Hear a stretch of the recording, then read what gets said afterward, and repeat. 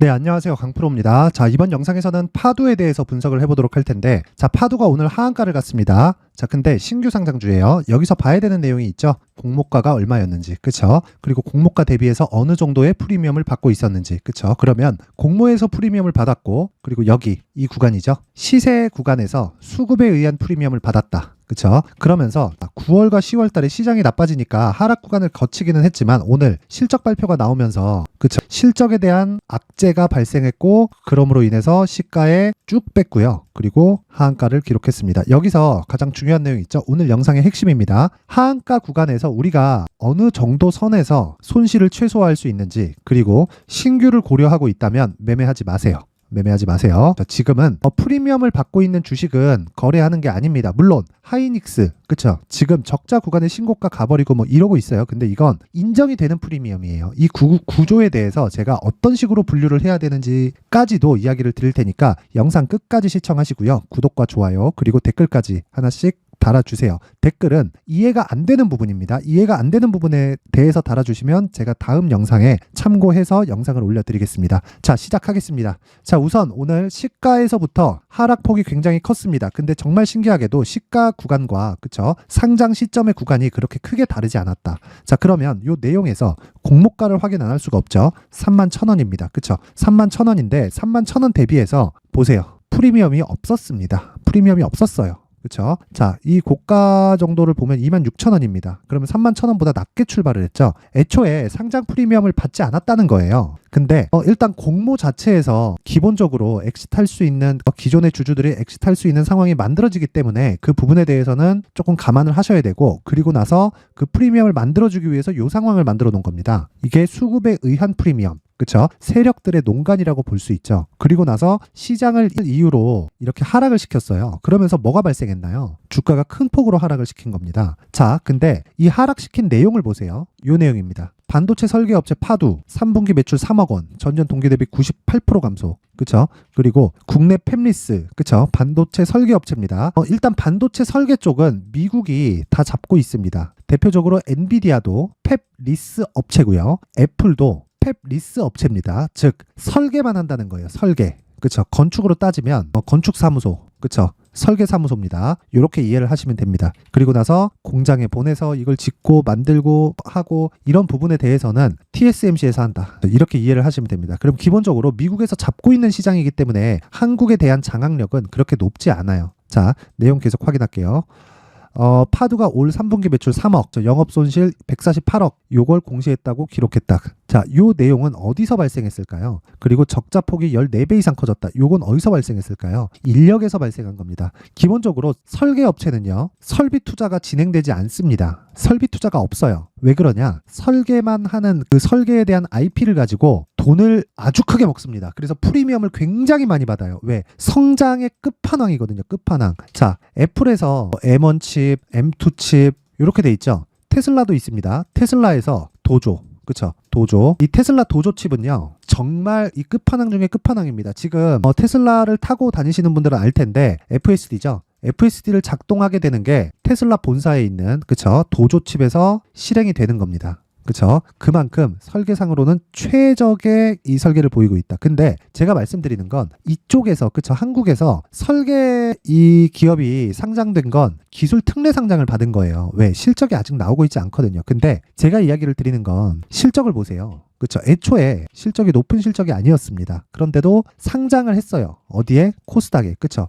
여기 나오죠? 신성장 기업에 속해 있다는 겁니다. 그래서 기술 특례 상장 기업에 들어가 있는 거예요. 그쵸? 기술을 인정받아서 상장을 시킨 겁니다. 그럼 상장 요건이 완화돼서 나온 겁니다. 그러면 지금 나와 있는 건 그쵸? 이런 기업이 막 강세를 보이려면요. 금리 자체가 낮아야 돼요. 왜 그러냐면 금리가 낮아야 성장성에 대한 할인율이 적어진단 말이에요. 근데 지금 금리가 5.5%죠. 자, 그러면 파두 같은 기업은 아직 실적을 안 내고 있죠. 그러면 계속해서 돈을 넣어줘야 돼요. 어디에? 인건비에. 그쵸? 왜? 설계 인력을 찾아야 되니까. 그쵸? 머리로 하는 그런 일이란 말이에요, 이거는. 그러면 머리가 좋고 따끈따끈한 기업에 그쵸 많은 아이디어를 가지고 있는 그 기준이 인력에 있어요. 그 인력에 대한 투입을 계속해서 하는 겁니다. 그래서 적자를 보는 것은 맞아요. 그런데 인력을 많이 뽑았다는 겁니다. 그런 면에서는 오케이. 근데 지금 문제는 금리에 있다는 거예요. 그래서 금리가 지금 낮아지지 않는 상황이 나왔을 때는 파도는 사실상 올라가기가 어렵습니다. 어려워요. 그래서 지금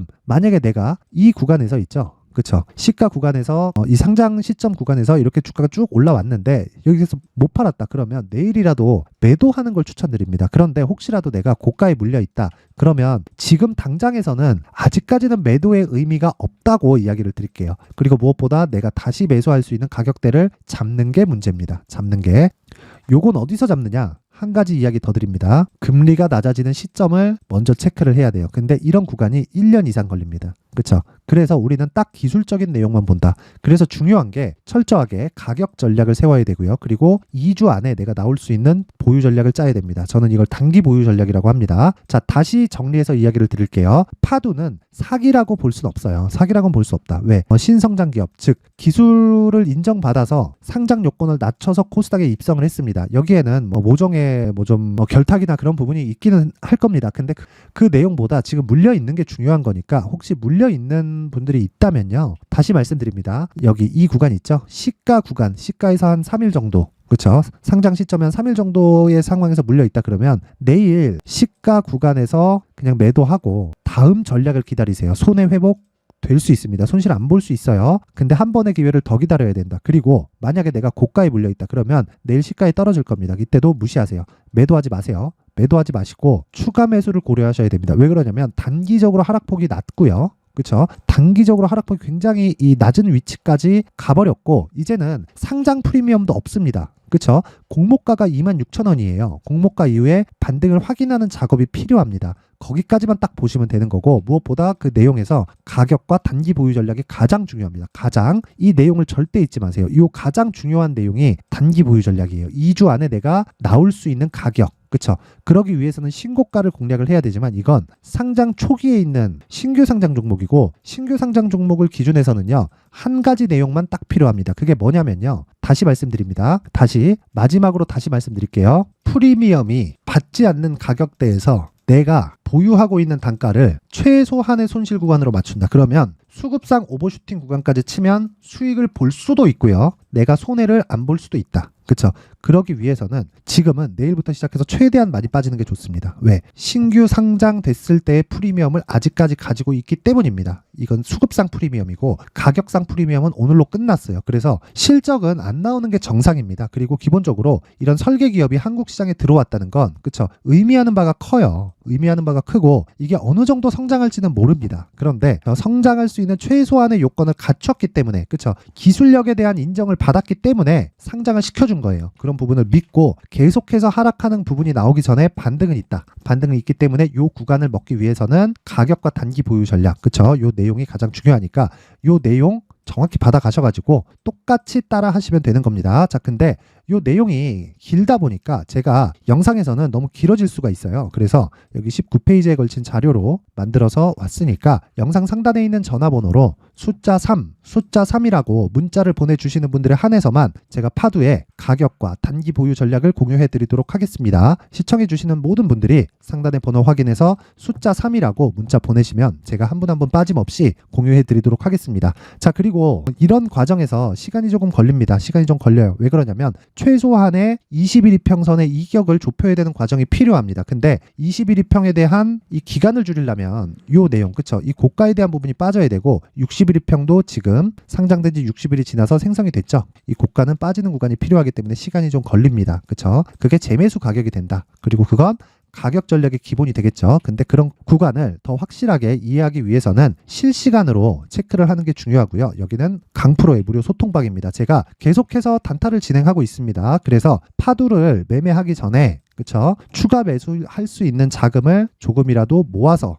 진행을 하세요. 자, 첫 번째, 일단 단기 매매를 함께 진행을 하고 있고요. 오늘 같은 경우에는 10% 터지고 20% 터지고 그런 대박 수익이 터진 건 아닙니다. 근데 내용 한번 보면 위더스 제약. 자, 위더스 제약입니다. 오늘 2.7%의 종가가 나왔는데 시가 대비해서 1% 정도 상승 이 마감이 됐습니다. 그래서 대략 한 1에서 2% 정도 종료돼서 끝났고 뭐 그렇게 큰 수익이 발생한 건 아니지만 그쵸? 신고가 이후에 매매하는 측면에서는 충분히 괜찮았다. 그리고 시장이 코스닥 기준에서 1%대 하락을 보였기 때문에 제가 계속해서 좋게 보고 있는 제약주의 움직임이 나오고 있다는 건 충분히 긍정적인 요인이고요. 앞으로 추가적으로 수익이 나올 수도 있는 그런 구간에 분명히 있습니다. 그리고 그 다음 신신제약을 보면요. 자, 오늘 하락해서 마감이 됐습니다. 근데 이 내용 한번 보면 고가까지 14%예요. 제가 고가 14%에서 그쵸? 3%, 4%, 5%씩 빠지면 당연히 분봉상에서 급락하는 움직임이 만들어지기 때문에 그냥 매도해도 되는 겁니다. 그래서 제가 계속해서 시초가 매매를 진행을 하는 겁니다. 자, 11월 9일 오늘자죠. 8시 44, 8시 45분, 8시 52분 이렇게 시초가에서 진행을 합니다. 그쵸? 이 진행이 됐을 때 대략 5% 정도의 수익 마감이 되었다. 그리고 그 아래 파마 리서치도 보면 자, 파마 리서치도 오늘 3%대 수익으로 마감이 됐습니다. 그런데 이 종목은 종가에 정리가 됩니다. 왜 그러냐면 저는 하루 이상을 보유하지 않고 하루를 넘어가는 종목이 있었을 때는 그쵸? 상한가를 가거나 아니면 기본적으로 대형주가 뒤에서 받쳐주는 종목을 가지고 우리가 뭘 합니까? 한 가지 내용을 무조건 추가해야 돼요. 그게 뭐냐면요. 다시 말씀드립니다. 대형주가 받쳐주면서 중급 종목이 크게 올라가는 상황이 무조건 발생합니다. 그게 하이닉스가 강세를 보이면서 한미반도체가 6배 올라가는 그런 상황이 나오는 것과 같아요. 근데 우리가 먹을 수 있는 건 저가 못 잡는다, 고가 못 잡는다, 몸통만 먹는 겁니다. 생선에서 머리 버리고 꼬리 버리고요. 몸통만 먹어도 충분합니다. 주식시장에서는 머리가 맛있다고 하는데 이런 거 노리지 마세요. 충분히 이 구간에서 놀아도 심심찮게 50% 100%짜리가 나옵니다. 그리고 주식시장에서 대박이 터지는 건 50% 100%짜리가 많았을 때 터지는 겁니다. 자, 그래서 이쪽에서 이해를 하기 위해서는 뭘 해야 된다? 신고가에 대한 이해를 해야 되고요. 그리고 이런 종목이 계속 반복되었을 때 파도 같은 상황은 절대 벌어지지 않는다. 그래서 가격에 대한 이해를 하고 심리를 안정시킬 수 있습니다. 자, 내가 주식시장에서 멘탈이 안 잡힌다 하시면요. 강프로의 무료 소통방으로 들어오세요. 그리고 종목을 다루고 있기 때문에 제가 많은 분은 받을 수 없고요. 딱 오늘까지만 제가 입장을 받도록 하겠습니다. 입장 방법은 영상 상단에 있는 전화번호로 참여라고 문자를 보내주시는 분들에 한해서만 제가 입장 링크를 공유해 드리도록 할 테니까 시청해 주시는 모든 분들이 상단의 번호 확인해서 참여라고 문자 보내시면 되고요. 자, 그리고 가장 중요한 내용 있죠. 파두. 반등 한번 나올 겁니다. 그리고 그 구간이 그쵸? 62평에 대한 움직임에 따라서 진행이 될 거예요. 기술적인 내용에 대해서 철저히 인지를 하셔야 되니까 딱 받아가셔서 모두 똑같이 따라 하세요. 그리고 항상 말씀드리지만 이해해야 내가 손해를 보지 않는다. 손해를 보지 않으면 쌓여갑니다. 쌓여가는 상황을 모든 분들에게 전달해 드리도록 할 테니까 모든 분들이 항상 이해를 하시고요. 모두 성공 투자하셨으면 좋겠습니다. 자, 이제 23년도 다 끝나가지만 매매를 하시면서 스트레스를 받으시는 분들이 있을 수 있습니다. 시장이 항상 그렇긴 하지만 그래도 제 구독자분들과 시청해주시는 분들을 위해서 앞으로 차기 주도주가 될 수 있는 대시세 종목을 준비를 해왔습니다. 단타나 짧은 수익만을 쫓다 보면요. 잦은 손절로 계좌가 망가지는 건 순식간이고요. 그만큼 수익하고는 거리가 멀어지겠죠. 장기간 유지하기가 어렵기 때문입니다. 결과적으로 주식시장에서 돈을 벌기 위해서는요. 어떤 계기를 만들어야 되는데 그 계기는 한 종목에 비중을 실어서요. 수익을 보는 것 말고는 없습니다. 쓸데없이 잦은 매매를 하지 말라는 이야기고요. 그리고 한 종목에 비중을 실을 수 있어야 된다는 겁니다. 그런데 이 비중을 실는 과정에서 성장 산업군에 대한 이해가 필요하다는 겁니다. 이 부분을 반드시 기억을 하셔야 돼요. 자, 이런 성장 산업에 대한 구조와 제가 앞서 말씀드렸던 신고가 그리고 선반영 구조에 대해서 이해를 했을 때 이런 매매를 할 수 있게 됩니다. 2월 7일 강프로의 대시세 종목으로 에코프로 매수가는 17만원 이에서 진행이 됐고요. 그리고 목표가는 50만원부터 자율 매도 구간으로 잡았죠. 예상 수익 범위가 200% 이상으로 되어 있는데 신고가 이후에 선반영 평균치가 200% 이상이기 때문에 그렇습니다. 자, 그런데 에코프로가 2차전지 양극재 기업이죠. 2차전지 양극재는 친환경이라는 범주 안에 속해 있다고 보시면 됩니다. 근데 제가 항상 이야기를 드리죠. 시세는 항상 연결된다고요.